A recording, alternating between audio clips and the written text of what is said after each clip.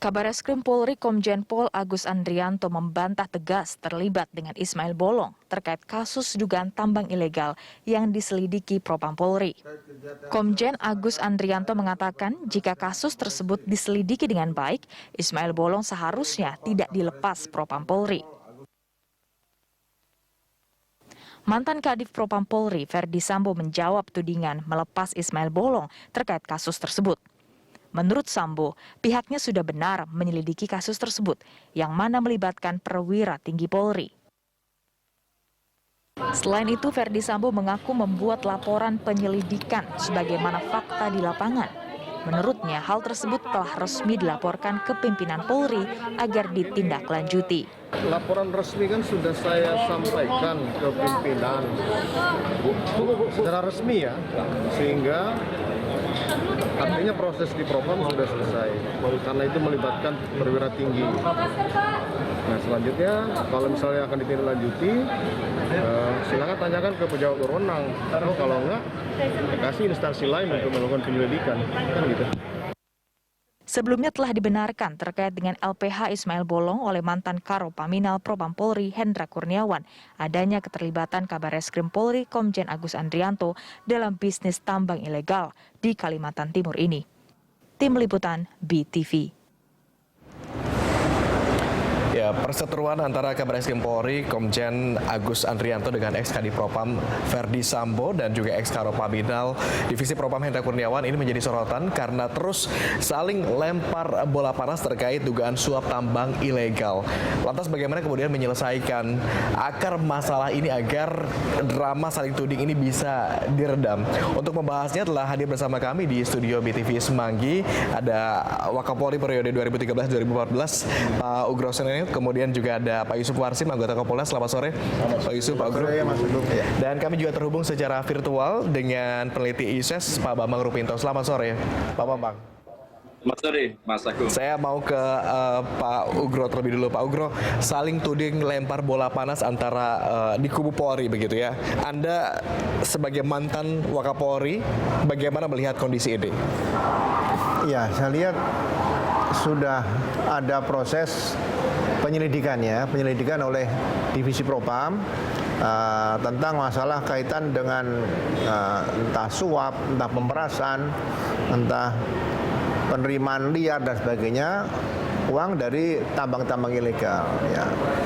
Mungkin langkah yang dilakukan oleh Propam menurut saya sudah tepat karena pasti dilakukan dengan wawancara bisa direkam, kemudian juga dengan tertulis atau interview tapi tertulis. Nah, dokumen itu pasti ada. Nah, biasanya setelah dilakukan pemeriksaan di lapangan, dilengkapi, itu Propam melaporkan kepada Kapolri karena menyangkut misalnya beberapa perwira gitu ya. Nah, nanti terserah Kapolri diskusi kemana. Kalau sudah dilaporkan, nanti Kapolri diskusi mana, lah itu ditindaklanjuti lagi seperti itu.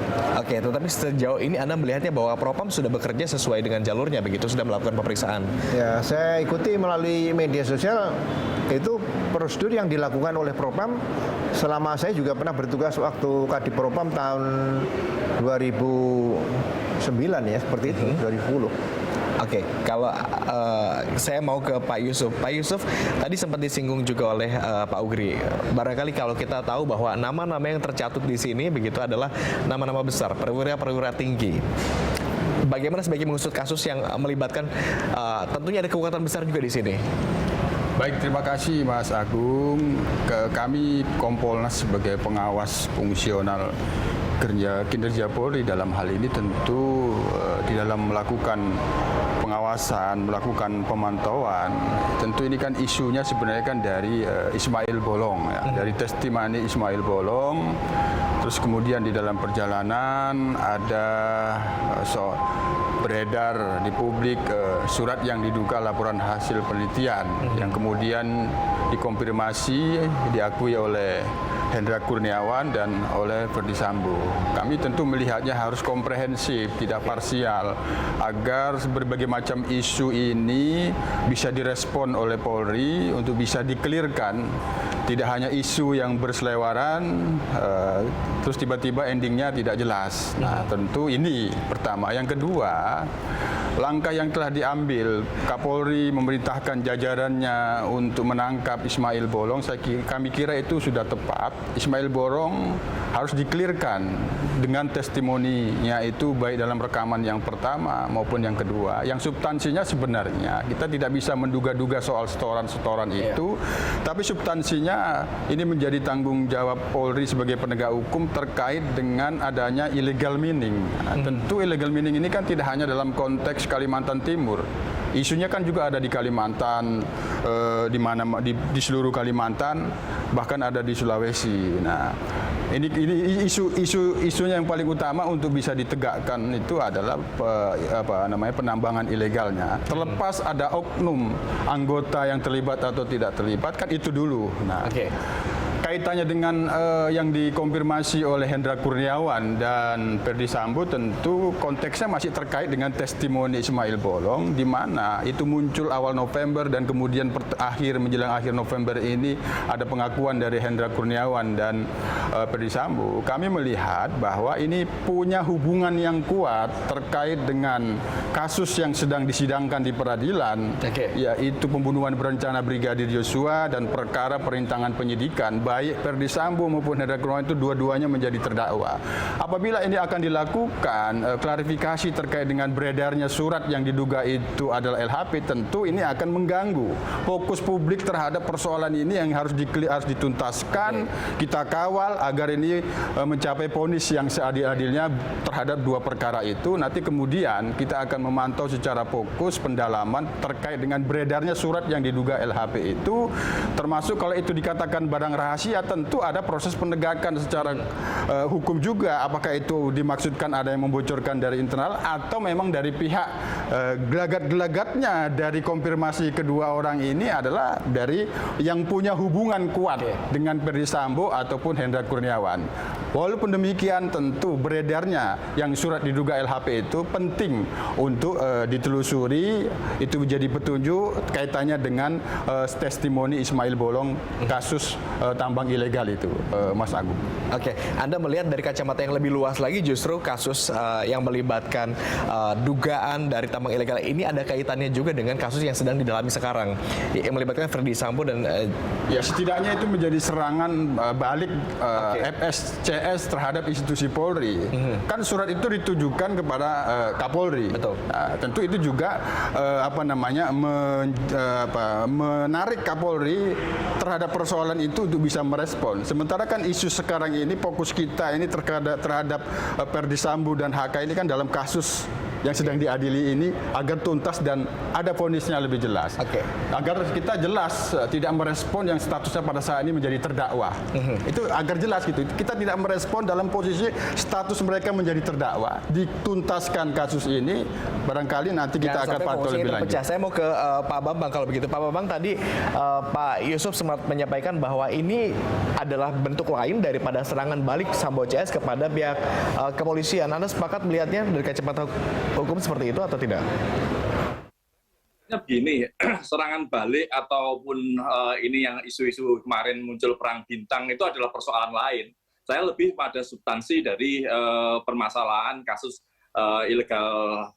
tambang ilegal ini dan kemudian surat di Propam itu sendiri. Bahwa pemeriksaan itu ada dan benar, kemudian surat itu ada. Artinya apa? Di tubuh kepolisian ini ada borok-borok yang selama ini ditutupi gitu. Makanya kalau kemudian ini dilebarkan lagi terkait dengan balas dendam Sambo kepada Kabareskrim, kepada Kapolri, itu persoalan lain yang harusnya dipisahkan dengan kasus ini. Kita fokus saja untuk benar-benar mendorong Kapolri terkait dengan komitmennya untuk bersih-bersih kepolisian. Tanpa ada itu, ini akan tidak akan menjadikan momentum untuk bersih-bersih dan melakukan reformasi dengan benar. Kapan lagi ini pembenahan di institusi Polri itu dilakukan? Kalau ini ditunda, kemudian ini kasus Ferdy Sambo terkait pembunuhannya itu dituntaskan lebih dulu. Ini sudah jalan kok kasus Ferdy Sambo. Yang sekarang menjadi atensi masyarakat ini bagaimana pembenahan di institusi Polri. Kalau ini tidak dilakukan, ya sudah, momentum ini akan lewat lagi seperti itu. Anda sudah melihat bahwa upaya bersih-bersih ini dilakukan? Ya, sampai sekarang belum. isu kemarin pernyataan Kapolri untuk menangkap Ismail Bolong misalnya. Sampai sekarang juga belum ada klarifikasi sudah tangkap atau belum. Kalaupun beberapa saat yang lalu ada informasi bahwa salah satu ditangkap atau Ismail Bolong ditangkap, dalam rangka apa? Dan itu harusnya juga sudah dikelirkan, disampaikan ke publik. Jangan-jangan ini bukan penangkapan secara prosedural, malah ini isunya malah jadi penculikan yang melanggar hak asasi manusia. Karena Ismail Bolong ini bukan anggota Polri lagi, tapi masyarakat sipil biasa karena dia sudah pensiun seperti itu. Baik, terima kasih Pak Bambang. Saya mau konfirmasi kepada Pak Ugri. Pak Ugri, kalau tadi Pak Bambang kita sempat menyimak pernyataannya bahwa ada dugaan perang bintang di kubu atau di tubuh Polri begitu. Anda sebagai mantan Wakapolri melihat bahwa kompetisi antara masing-masing kubu itu memang ada atau tidak ada di zaman Anda setidaknya waktu 2013-2014?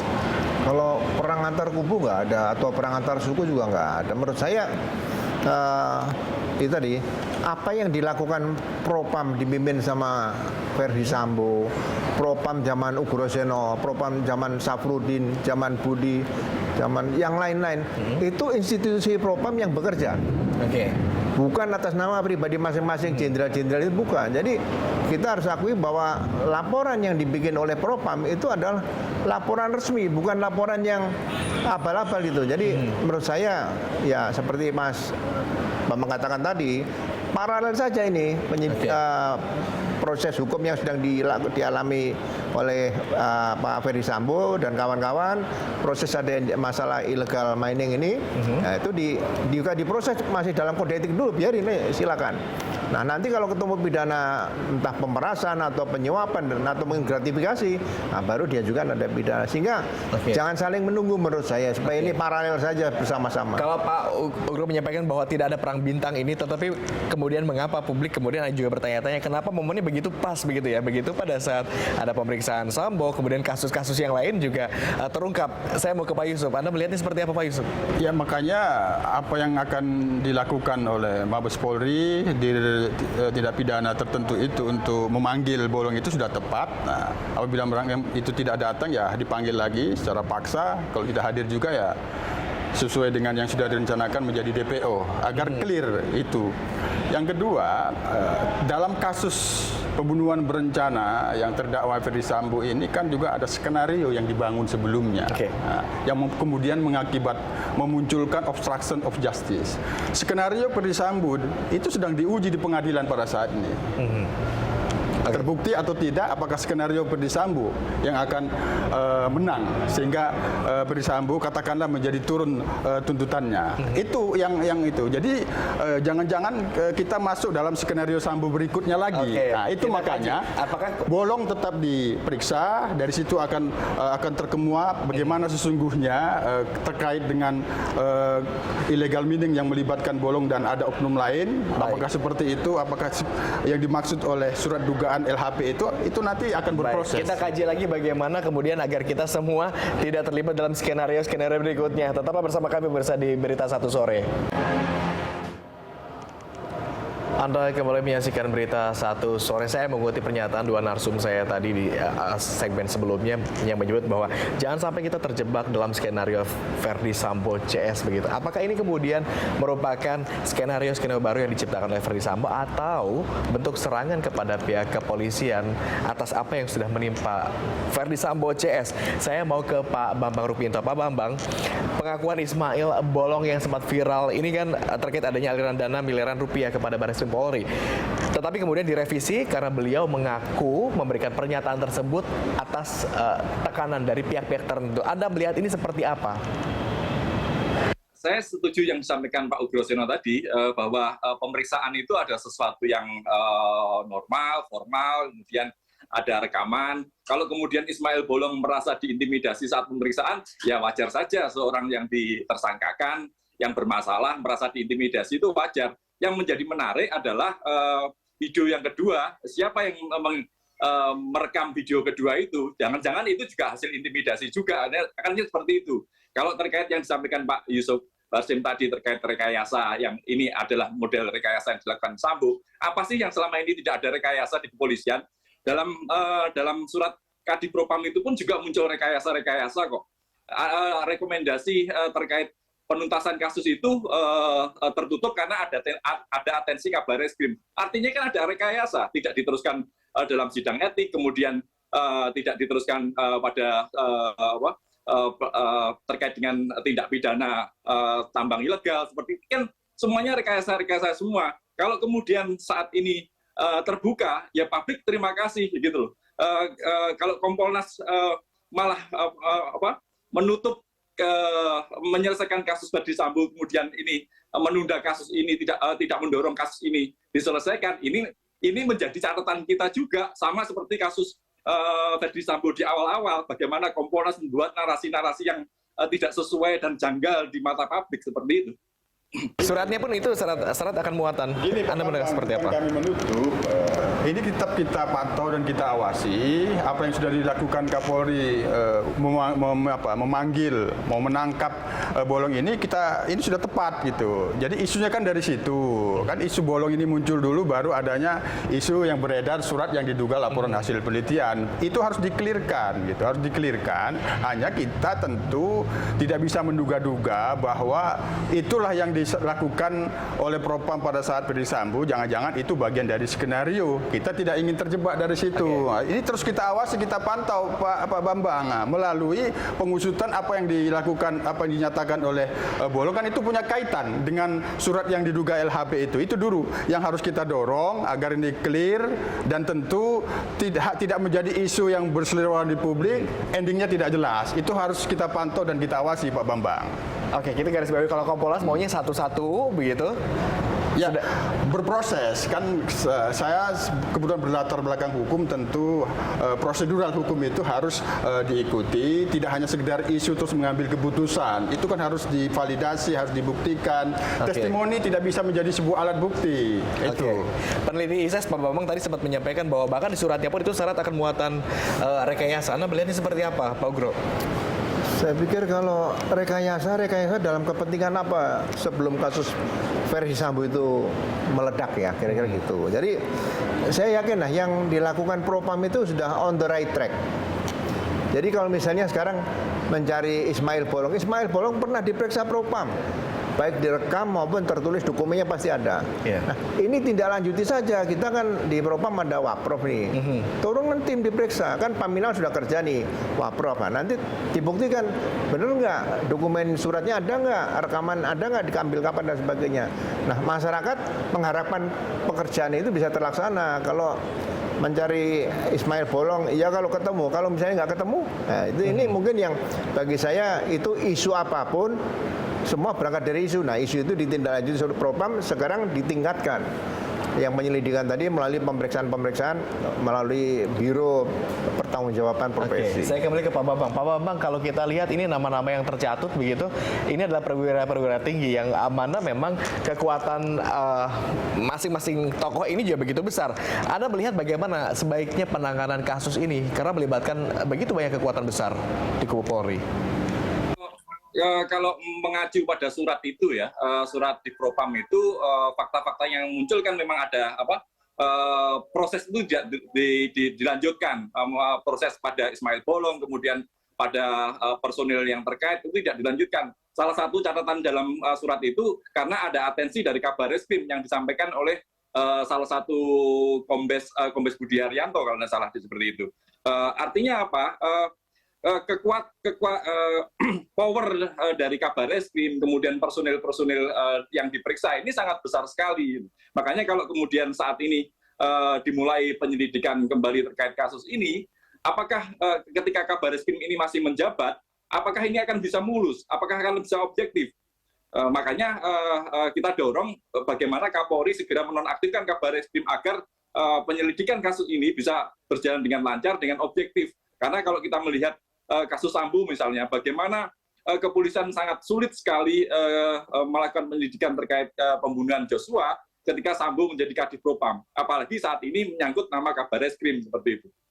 Anda merekomendasikan nonaktifkan terlebih dulu Kabareskrim begitu. Dari Kompolnas seperti apa? Ya, itu masukan seperti ini make sense atau dari masyarakat seperti Pak Bambang itu ya boleh-boleh saja berpendapat kan. Kami sebagai pengawas kinerja Polri tentu di dalam mendalami isu Ismail Bolong ini tambang ilegal yang itu diduga ada oknum-oknum yang membackup Ismail Bolong, tentu tetap harus dituntaskan agar publik mendapat jawaban, tidak hanya sekedar isu yang bersebaran. Itu yang kita pantau agar ini benar-benar tuntas, dan yang sudah diambil oleh Kapolri untuk menangkap, yang dilakukan oleh Direktorat Tindak Pidana Tertentu Bareskrim Polri memanggil Ismail Bolong, saya kira itu kita pantau, dan kalau memang akan dicari, ya dicari benar-benar dapat, begitu, agar isunya menjadi clear.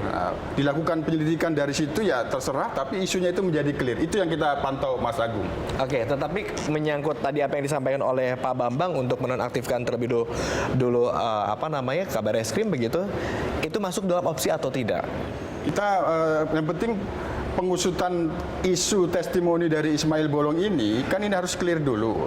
Dapat Ismail Bolong, dipanggil yang bersangkutan menghadap atau ditangkap, jangan sampai tidak dapat.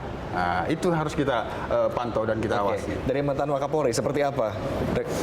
Iya, jadi memang ini untuk pelajaran ke depan. Yang pertama selalu saya sampaikan, karena di struktur organisasi Polri sekarang bintang 3 cukup banyak, ya kan. Saya ngusulkan lagi kalau bisa ditambah satu lagi, Kadipropam itu bintang 3. Jadi tidak perlu ragu-ragu kalau dia akan memeriksa bintang 3 lainnya gitu loh. Itu satu. Nah, yang kedua, kalau misalnya ada peristiwa seperti sekarang ini, ya dinonaktifkan sementara nggak apa-apa.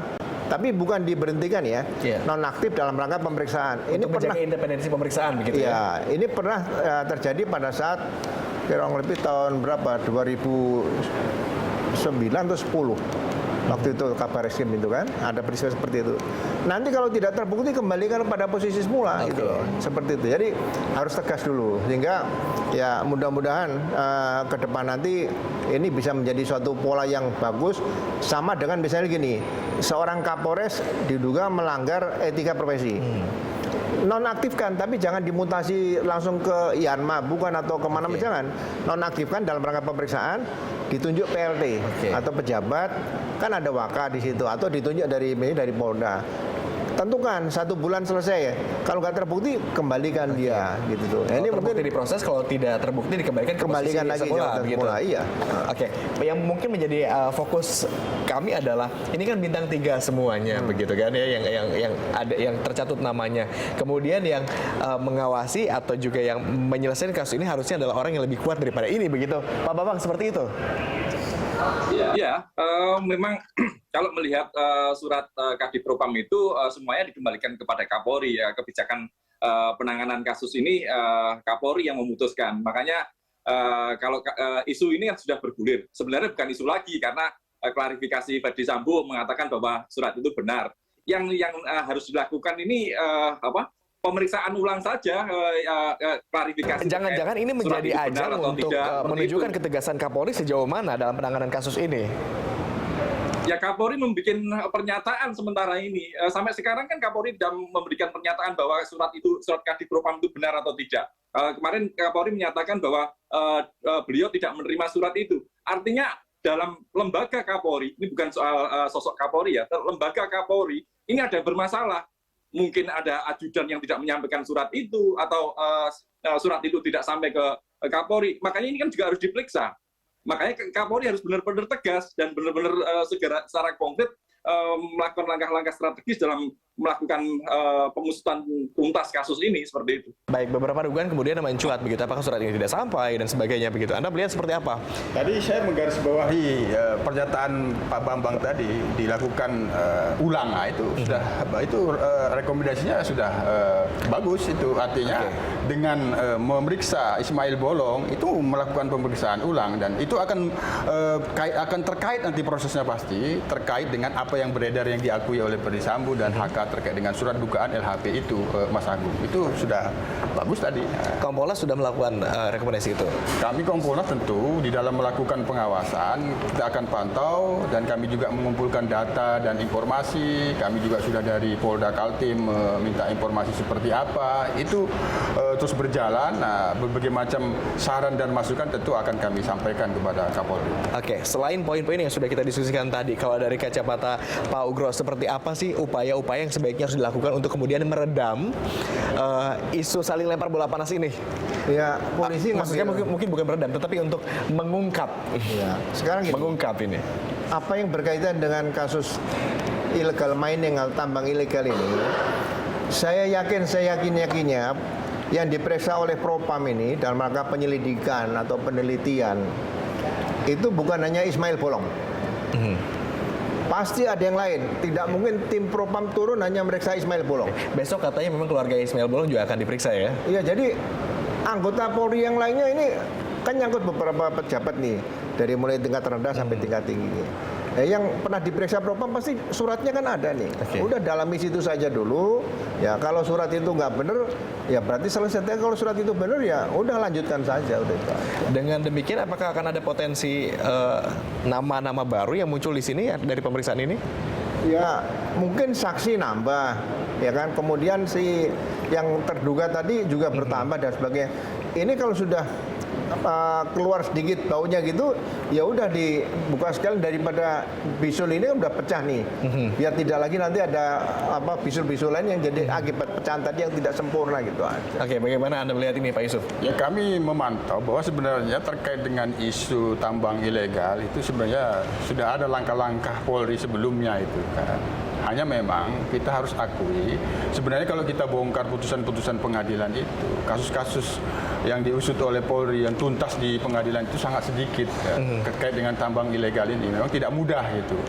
Jadi apa yang sudah dilakukan pada saat ini akan lakukan pemeriksaan Bolong itu nanti pasti perjalanannya akan terkait dengan surat yang sudah diakui Ferdy Sambo dan HK itu kan dalam kaitan itu. Kita tidak ingin penuntasannya itu terputus dan bersifat parsial. Penuntasannya harus dilakukan secara komprehensif karena isu yang bermula itu muncul adalah testimoni Ismail Bolong, maka itu harus dikelirkan pintu masuknya kira-kira seperti itu, Mas Agung, dan kami dalam proses ini akan terus memantau dan mengawasi secara fungsional. Oke, pengawasan kemudian juga penuntasan harus dilakukan secara komprehensif.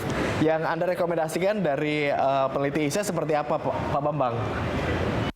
Ya, langkah-langkah Kapolri dalam penuntasan ini tidak harus normatif prosedural gitu, harus melakukan langkah-langkah yang radikal. Saya rasa seperti itu. Karena tanpa ada langkah-langkah radikal, ya, Pak Bambang.